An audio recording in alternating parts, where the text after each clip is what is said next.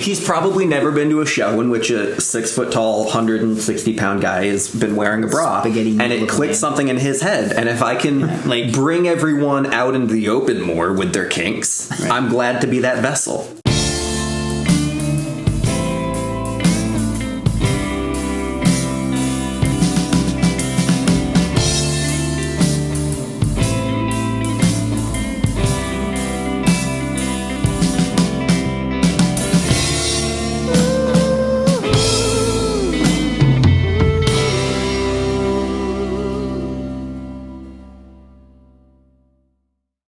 Hey everybody, so this interview is going to be a little longer than most of them. I tried to shorten it in editing, but the conversation was just flowing so well that there really wasn't a good spot to cut anything out of it. There was I think I did maybe one cut in the whole thing. So it's going to be a little longer. If you want to skip to the performance, I'll put the timestamp in the description below. But anyway, here is my interview with Deranged Youth. Hey everybody, welcome back to Band Spotlight. I'm here today with Deranged Youth. What's up, guys? Howdy. So what's going on? Not much. Yeah, it's really cold out here. It was, I thought the weather was nicer. Yeah, it's not snowing anymore. Yeah, you're wearing sandals. That's a bad choice. I'm on the ground yesterday, so. It snowed a little bit in Manchester. Yeah. But we're happy. This is our last thing that we've got booked for a while, so it'll be a good way to go out. Cool. Yeah, I had kind of a gap there in interviews.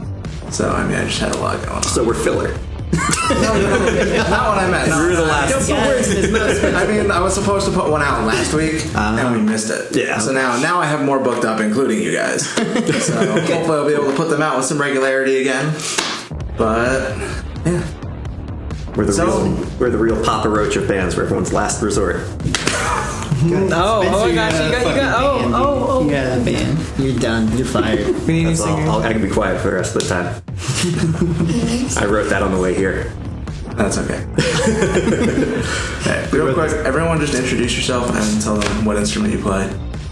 Alright, I'm Lee, I play guitar. I'm Tyler, I play bass. I'm Bill, and I play drums. I'm Spencer, and I play vocals and piano and theremin and whatever other slide whistles and whatnot we put in. Any other noises that we need. He played a kazoo on the last record. He used to play guitar sometimes. Yeah, I played kazoo. Yeah, he did play guitar sometimes. Yeah. When did you play a kazoo? At the end of Double Standards, right? Yeah. If we're talking about on the last record. Yeah, not on Foundation. Instruments, I also played the hurdy-gurdy on my part. I played the accordion on one. What other weird nonsense have we thrown in?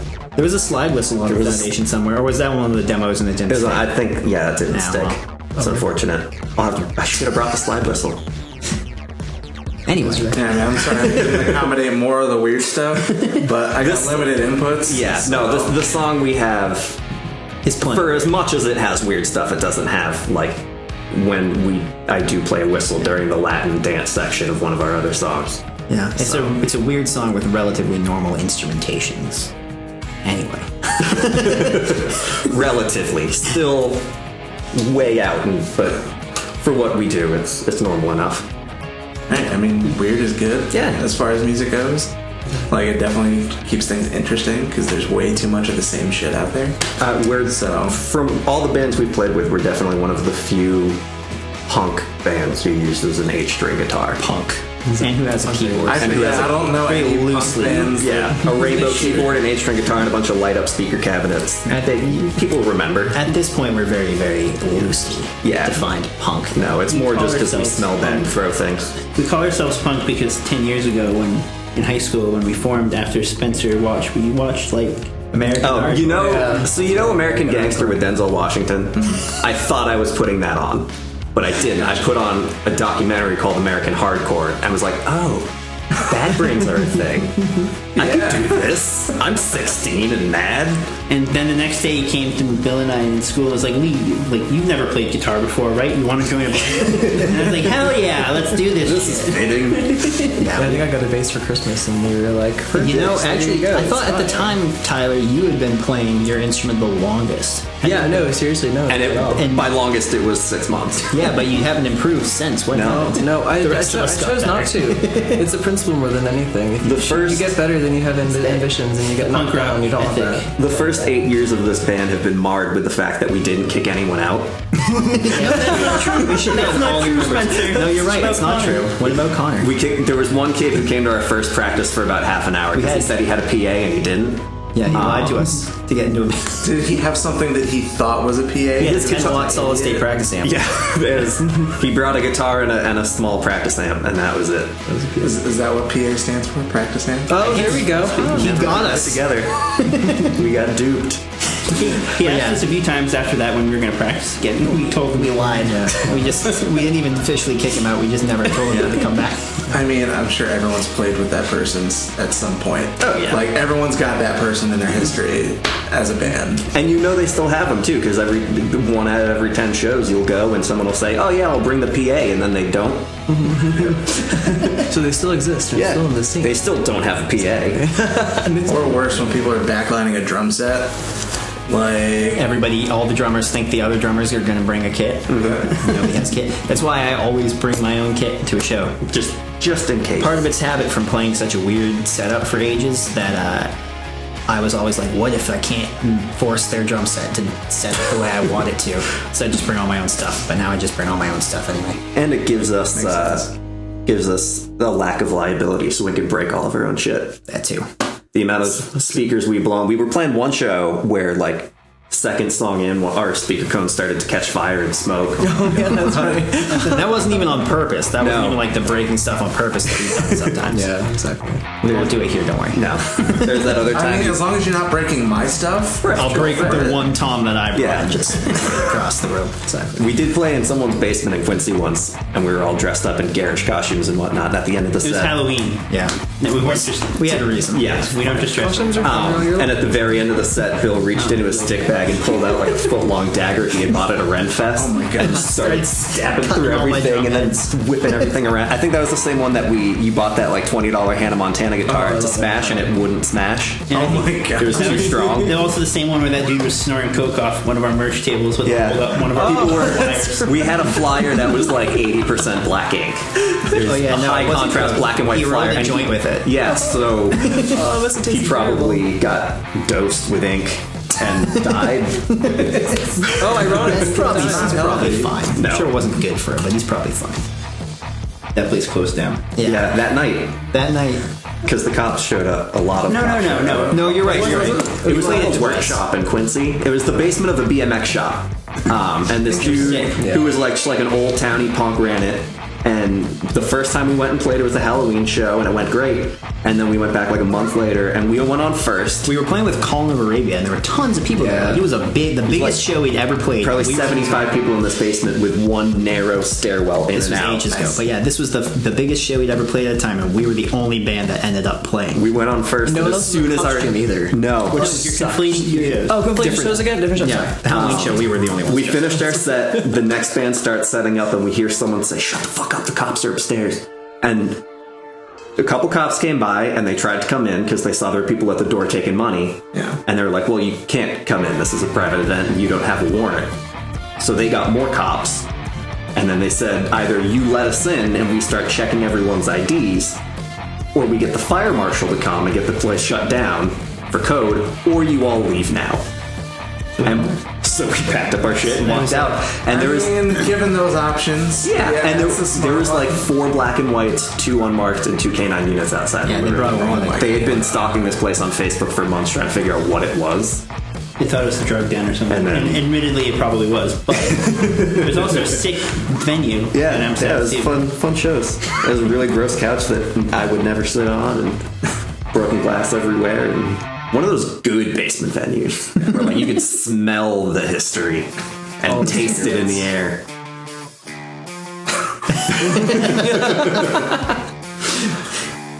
That's the thing with those underground venues, though, is they never last long. No, they're real flash in the pan. And then it turns out there's been like 20 people living there, and they all get evicted, and then it gets leveled and turned into condos. Thanks, Southie. Yeah, exactly. Gabe Boston. And there's like nothing like that in Manchester either. No, we got only a couple we got places. one basement in Manchester, and then like 2.5 bars that are worth playing at. But they're all decently run by decent people. So that's good. Except for one. The one that got, but they don't exist anymore. They No. just got shut down. So But for what it is, for where we come from, it's a tight knit enough. Like Will Ziak, who was just here, just down the street from us. Okay. It's a fairly incestuous scene where everyone plays in 10 bands, but we all get along. Yeah, they're from Manchester, New Hampshire, by the way. oh Yes. Anyone cares? meandering beginning of this interview didn't really make that clear. We're from Manchester, New Hampshire. Now everybody knows. Yeah, Now they're gonna find you guys. that's fine. It's a big city. I got a guest room. Come crash on my floor. It wouldn't be the first time. all about community. Yeah. I feel like all the scenes are like that. Like, I mean, most of them. There's always a couple bands that are like sit on the outskirts and don't really get into it with everyone. That still kind of is us. But not because No, of, we're like, socially well connected. It's just hard to. People don't like our music. No, I was gonna say basically. It took us a long time. People like some of our stuff now. We had this argument with Allison the other night about, she was like, no, people do like Deranged Youth. And we were like, no, You're just being nice. they're being nice. It's like they like watching us because we're fun to watch. Yeah, we realized at a certain point that performing live is like 75% spectacle. Yes. And we played with a lot of like incredible tech death bands who sound amazing, but just stand they're boring as shit to watch. Mm-hmm. And I get it, because when you're doing nothing but sweep tapping arpeggios for 45 minutes, you have to pay attention. But I can see the album for that. Yeah, and Will, like, especially on this last album, we wrote sections of it where we were like, this part of the song has to go heavy, and if we're gonna be throwing things around and like bleeding from the face and kicking things over and pouring drinks on people, we need to write a very simple guitar part. Yeah, we've definitely got songs that like we don't even play live because they're too hard. Yeah. Or too hard to like. Yeah, we can play them live, but we have to just stand there, You and I have to have. sacrifice the stage. I don't feel like putting my microphone in a stand to be able to play piano and sing at the same time. I'm too lazy, and I can't. I'm already not a good pianist. So like the songs we put in with keyboards are the very easy ones that I will only mess up 3/4 of the time. And even The time. well, 3 out of 4 ain't bad, like Meatloaf said. Is that what he said? No, he didn't, but I'm paraphrasing. He's not around to defend himself. And then you just burst through the door. I Right? It's like, wish. Like you guys. Came in with a cape. I heard someone was talking shit about me. Me and Lee were listening to Meatloaf on the way up there. Paradise on the Dashboard Light came up on shuffle. We were listening to All Revved Up with Nowhere to Go. Whole Big album. influence. Meatloaf's a big influence. We still toy with the idea of playing Bat Out of Hell in its entirety as a cover. Straightforward, not hardcoring it or anything. It would be half of our set. We'd Yeah. play like 4 songs. Problem. But it'd be worth it. People love Meatloaf more than they love us. Dude, I love Meatloaf. Me too. had Especially it when it's got in my onions mixed in. Yeah, we can make a vegan maybe. probably. You make vegan anything. Of course you can. Easy as shit. Anyway. There's no Don't Martha ever Stewart. farm with us if there's meatloaf on. Yeah, because we both sing like the duets and shit. Oh, me and Lee filmed ourselves singing on the way up here. We're going to put it on Deranged Youth Facebook sometime once we have service. I mean, they're not going to be hearing about it for at least a week. Yeah, so it'll be up there by the time It'll we be sing there it. this time. Our social media game isn't the strongest, so Do it for the gram. yeah. Instagram. we're big influencers in the Instagram hardcore scene Oh yeah. because we add hashtag hardcore yaoi onto everything. Yeah, we get so many anime people liking our Instagram posts. We use the wrong hashtags. It's fun. It's good stuff. I mean, to an extent, it's a good strategy. Gets exposure, right? It's People who would not cross-platform normally see it. advertising. Because you got to figure out of every 100 yaoi fans, one of them might like our album. Probably. I mean, even if they don't, if they follow you, then it just looks good when you're trying to get shows. And then they'll find it and they'll tell their friends like, "You'll never hear what shit I heard the other day." And any news is good news. Yeah, so one of their friends might like it. Yeah. One of their friends might be like, I secretly think this is really good. I'm not gonna tell anyone. tell It's like anybody it's that I like like how this. some people hide their love of Limp Bizkit way down low. I don't. I love No. Limp Bizkit. We're unabashed Listeners, Limp dearest Bizkit viewers, fans. I in this love Limp band. Bizkit. Huge influence. Almost as big as Meatloaf. I can't relate on that. No, I feel it so much. I mean, I can understand. I don't feel good about loving I do. Limp Bizkit, But you're not going to hide it. No. Yeah. It's like a drug addiction. Everyone knows about it, and everyone feels bad for me. And they might put me in Fred Durst rehab, but you know what? I'm excited that he's directing movies now. Yeah, he just directed a movie where John Travolta played a stalker. I like Limp Bizkit, but I don't like that. Didn't he like get a grant from the Russian government or something to make movies? I thought he was maybe it was just filming in Russia, but I remember hearing something about that. Anybody else want to back me up on that? Nope. Fuck you guys. You and your weird conspiracies. Next thing you're going to tell us is Limp Bizkit is like 3 kids in a trench coat or something. Well, why do you think we've never seen West Portland's face? That's why he's always got makeup dress on. up is to conceal all the toddlers stacked on top of each other. This is going in a very strange direction. This is why our band practices are so unproductive. Because it usually just turns into 2 hours of this shit. Well, this is why I like to go into these things unstructured. Just people are more interested in the randomness of it than like, let me ask you all the exact same questions. That gets boring. Right. It's like, what are your influences? Where'd your band name come from? Like, You want to know where the band name come from? sure. Because we literally, it came up and we couldn't come up with anything better.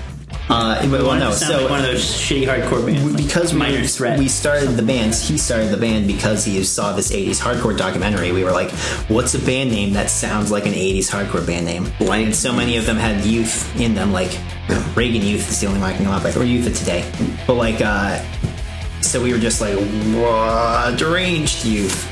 And then here we are. We're edgy teenagers. And we talked about changing it so many times, and eventually we're like, people know us. Yeah, now that we're hurtling towards 30, it's fun again. Exactly. Makes When he means 30 followers on Facebook. Yeah, we're hurtling towards 30 followers on Facebook. It took 10 years. We're almost at 20. We're 4 of them are our mothers. No, that's good. At this point, if someone is coming to this because they know who we are, the level of weirdness that's happening right now is minimal. Because at least, like, For the chorus, at least. I've got clothes on. So At our shows, he likes to wear lingerie, and then he takes his clothes off to reveal the lingerie at key points in the set. well, like bleeding from the forehead. Spencer, you're not wearing any right now, are you? Not yet. I got it. I brought it. So at the last show, there's that dude who was talking to you a lot about your bra. Yeah, he And I was. thought that was a little odd. He was hammered. He was like really into you wearing that bra. But there was like, another- I mean, if that's what you're into, like that's fine. But I'm glad to be the one who- I you know wanted what? to make sure you were all right. He's He was a little probably creepy. never been to a show in which a 6 foot tall, 160-pound guy has been wearing a bra, Spaghetti and it clicked something in his head. And if I can like bring everyone out into the open more with their kinks, I'm glad to be that vessel. It's better than that dude that we played at the show we played in Maine that was like getting in your face. We played a show at the furthest east point you can go in Maine. We were like on the Canadian border. It was a place called Calais, Maine, and it was one of the best shows on the tour because there's nothing else to do in the town, so everyone was there and drunk. and hammered. Super heavy. And at one point, I found a lighter on the ground, so I just picked it up and started trying to light my shirt on fire, and I couldn't because I had already sweat too much. But then this other dude came over and he started helping trying to light my shirt on fire, and I was like, right on. And then at the end of that song, I ripped my shirt off and I'm wearing like lace Madonna gloves and a bralette. And you see this dude who was way into us before. He's like, this is the heaviest, weirdest shit. I love it.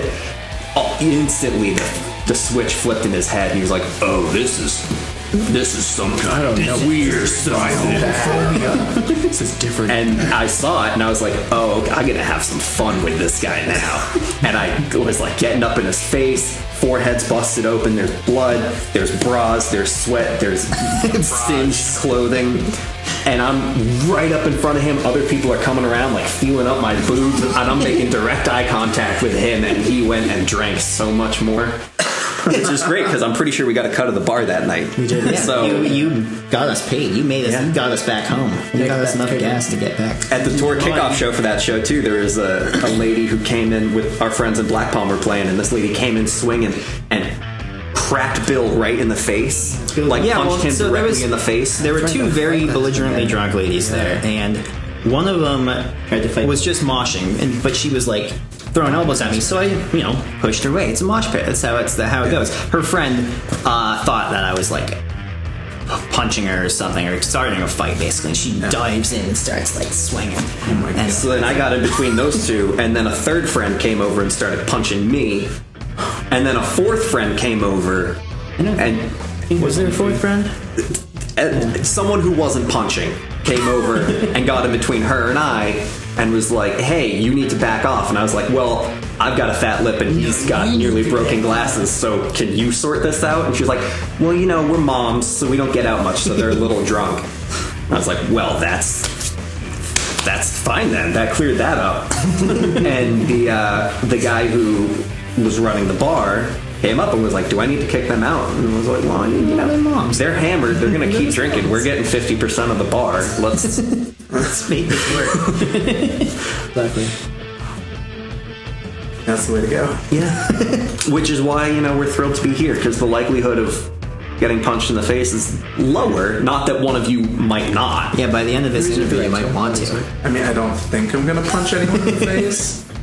You know what, though? It's And not you rule can anything out, I guess. you can cut this part out if need be, but once everything's going good in the recording and you know the song's about to end, if you want to just come flying in, like double flying drop kick me in the head, I'm not gonna. and we can get on like Tosh.0. That's still a thing that kids watch, right? Yeah, ridiculous. Rob Deerdeck will love us. Get that Monster sponsorship we've been looking for all this Oh time. wow, is Monster alive still? Yeah. Oh, Have you- yeah. Have you been in a convenience store lately? There's always wall-to-wall monsters in there. You got to start working construction and see. I work with guys who drink like 4 of those a day. I think I dress too femme for 2 them. packs of Marlboros. I mean, you dress too femme. I show up in a weld shop with nail polish and leftover makeup on all the time. We've started writing a new album. We got one song done, and if you've after this go and listen to the latest album, Foundations, and be like, wow, that's a lot of bonkers shit crammed into 22 minutes. It'll get worse.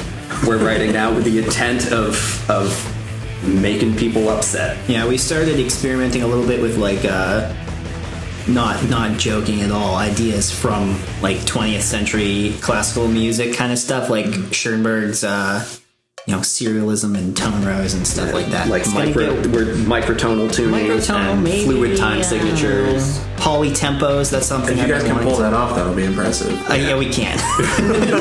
I have my doubts.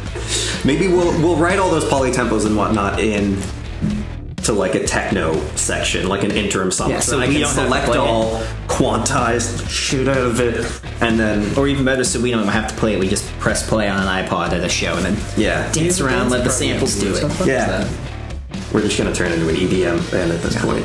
But moral of the story, we have one song and a lot of dumb ideas. A lot of really dumb ideas. It'll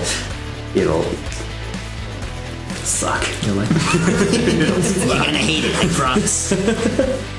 Alright, well, thank you guys for being on the show. Thanks for having us. I've had fun so far. Give it time. We'll turn that around. Don't you worry. Alright, and let's go hear you guys play.